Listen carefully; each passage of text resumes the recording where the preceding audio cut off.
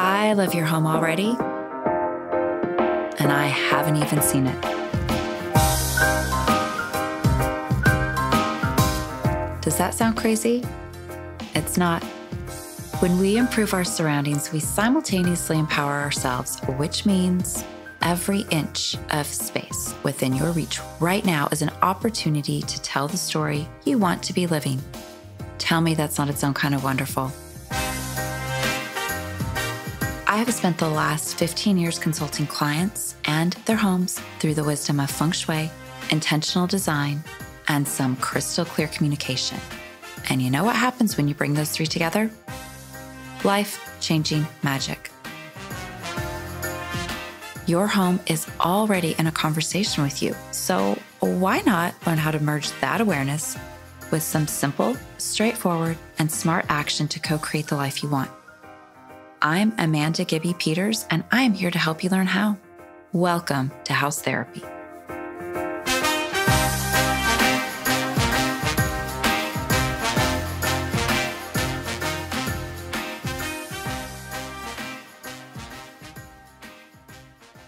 So it's another Q&A episode, and we've got some fabulous questions, so thank you for everyone who sent them in. A quick note, feel free to email me at amanda@simpleshui.com with your questions. That's Amanda at simple, SHUI. And make sure that you put podcast Q in the subject line, otherwise it won't get put in the queue.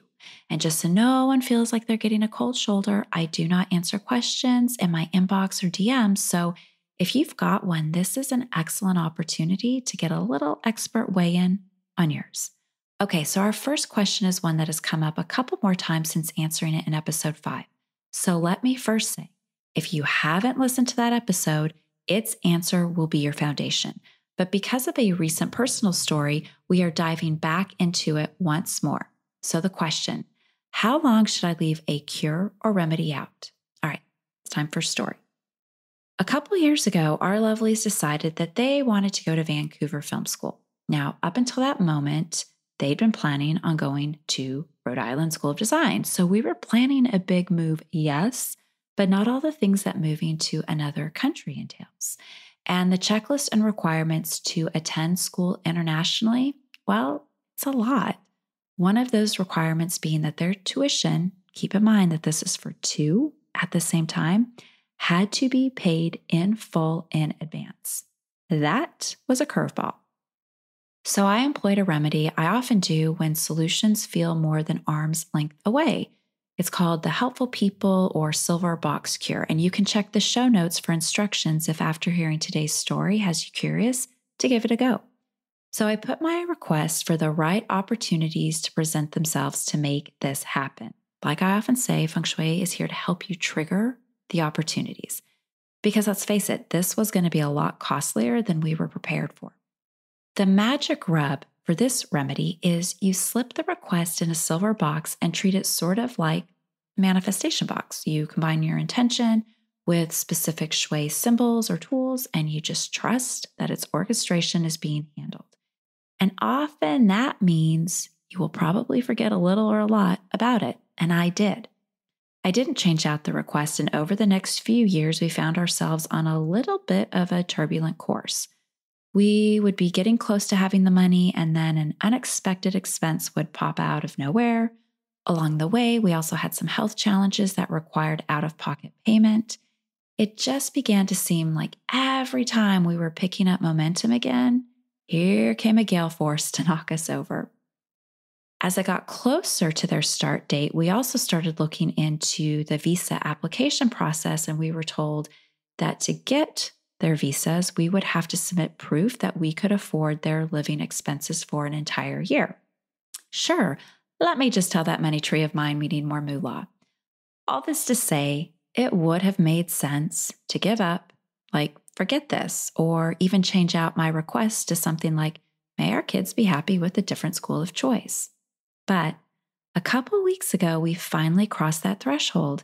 A few things had turned in our favor, and we were able to clear the financial requirements necessary. And I kid you not, the day after we crossed that finish line, I happened to be pulling the silver box out for a photo shoot. And when I opened it, I retrieved the envelope I had placed in there years ago. Now, at this point, I had mostly forgotten what I'd written on it. So let me read it to you. I, Amanda, am so grateful for the opportunities that have presented, that we've paid the girls' tuition in full and can comfortably afford their housing too. Thank you for this immense blessing and for gifting us this opportunity. And it is dated May 2019. So, how long should you leave something out, up, or in place? Totally your call, but if it's only been a few weeks, see what a few months can do. This one took 3 years, and I can tell you from this side of it, the wait took nothing from the victory of it. Okay, question 2. I have been focusing more on every detail of my apartment thanks to you and your work. I never keep trash around long, and I'm always emptying it out and getting it out of my space. But where's the best place to locate trash as to not interrupt anything negatively or bog it down? I feel like there is no good space to ever leave it. Also, is it better to have a closed versus open container for it? This is such a great question, and I have 2 answers for you actually. One, whenever we are first learning feng shui, it is easy to become focused on or worried about some of these stereotypically problematic features in our homes, like trash cans or even bathrooms. And in that vein, we forget the enormous amount of convenience they provide us. So don't overthink or let the trash worry you, okay? It is a fabulous amenity to be able to discard within your home and take it out when it's full or necessity requires it. That said, I would say for those who want to find a quote unquote perfect spot, try this. Apply the Bagua map to the room where your trash resides. And if it lives in the wealth or love area of that room, see if there is another agreeable spot. Sometimes the constant tossing of trash in these particular Bagua areas can be aggravating if there are already situations occurring in those areas of your life. You all heard the if, right? Don't go moving everything around just to get a perfect spot. Also, most practitioners suggest keeping the trash hidden or compartmentalized. However, I know from clients' homes that is not always feasible. So if your trash is out, a lid is a fabulous way to keep that low-grade chi contained and not engaging with the house energy. And you can mitigate this even more by doing what you're already doing, which is taking the trash out daily. Other than that, here's how we manage trash at our house. We don't have multiple trash cans throughout the home.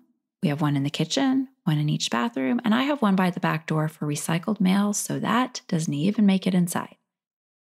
Like I just mentioned too, we take the trashes out regularly, and then whenever I'm about to implement any remedy or enhancement or even space clear, all the trashes go out.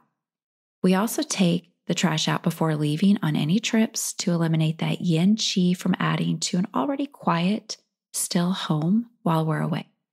And I also take them out when it's that fresh start time, back to school, New Year's Eve, or even before a birthday, just to up the chi flare in the air. All right, question 3. Do you have any extra special tips for calling in new jobs and possible moves in the midst of interviews and major life changes? So a quick plug here. If you haven't signed up for my newsletter, make that happen right now. Go to simpleshui.com, give it a nice scroll to the bottom of the page, and subscribe. When you do, you will receive a 9 tips guide for the office, and the mirror tips in there are totally helpful suggestions for this particular question. Also, if you haven't listened to episode 3, the front door is always an excellent starting point. In fact, let me just say here and now, whenever you need to show up and be seen, whenever you need to make a good first impression, or whenever you are wanting to welcome in new opportunities, the front door has impressive powers of persuasion across the board. So definitely give it a little TLC. And on that note, here are a few other ideas. 1, leave the porch light on for 3 hours every day. This signals calling new opportunities your way. 2, wear some combo of blue, red, and white on job interviews. I know it sounds very stately, but blue is the color of communication, Red is all about visibility, and white, well, it's useful for pulling us out of patterns when we're trying to make new moves.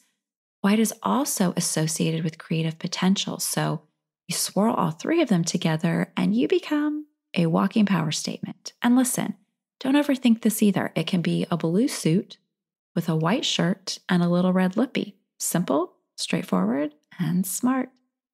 3, if you haven't purged your office, your hard drive, or anywhere that previous work has been stored, consider that releasing some of this dated energy will open up room for new possibilities to land in your life. 4, make sure that wherever you are sitting when you're looking for jobs or even when you are interviewing, that you're in as much of a command position as possible. Remember, this is ideally having something solid behind your back like a wall with a really good view of the door. This will make you feel more empowered, which will open up your ability to communicate more easily and confidently. Finally, if you have the space and opportunity to move some imagery of water or actual water in the career area of your home, that will instigate and encourage a new flow of opportunities coming your way. All right, our last question. My children and creativity area is in the bathroom. How would you address creative blocks?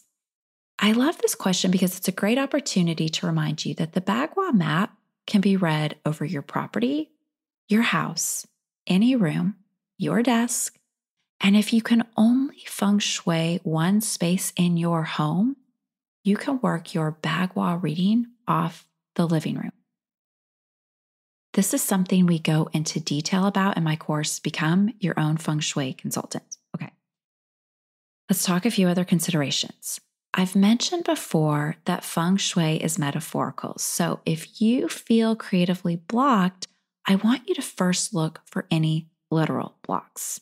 Start with everyone's favorite, clutter. If you can clear clutter and open up some space, that is a surefire way to get energy moving. You can also check out places where energy hasn't been moved around in a while.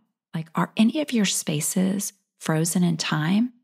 When things aren't rearranged or shuffled in a long while, they have a tendency to hold time in place, and that can make us feel stuck. Also, look at areas where you can't move around easily. So if there is anywhere in your home that you need to squeeze or shimmy through, energy isn't getting the best reception there. So see if you can widen or open it up some. Also, consider any surfaces that are suffocating. And when I say surfaces, I typically think of a desk, countertops, dining tables, coffee tables. When there isn't any open space available on these, it's a way of blocking energy from showing up and landing in your life. And certainly, if any of these are in your children and creativity areas, they definitely could be a culprit. I would also take a look at your family and new beginnings area because that space is a partner to your children and creativity area. Interestingly enough, the family gua really speaks to what is happening in the present moment. So if you're feeling unmotivated or parched creatively, could you add water here? Which, water speaks to flow. Fresh flowers are my favorite go-to, but any water feature or imagery in family and new beginnings would do this replenishing work for you. Finally, I would add something white to your children and creativity area. This color promotes physical energy and it encourages big achievement through our efforts. It also happens to be a great color to curb procrastination if that's at play here. I always love a white orchid to do the trick, but really anything white will work wonders here. I'm guessing now you probably have a few ideas too how you can zhuzh up your bathroom. And on that note, that was a really great session. So thank you so much for everyone who sent in questions. And remember, if you have a sizzling cue for me, drop me a line at amanda@simpleshui.com, put podcast Q in the subject line, and maybe yours will get answered when we do this again. And that's our episode, my loves. Thank you so much for listening. Be sure to head over to simpleshui.com if you're craving a bigger serving of house love. And if you like what you're hearing, I hope you follow and subscribe wherever you get your podcasts. And if you love what you're learning, will you leave me a review? Your note will totally make my day and help even more people find the show. Have a fabulous day, and I can't wait to meet you back here next week.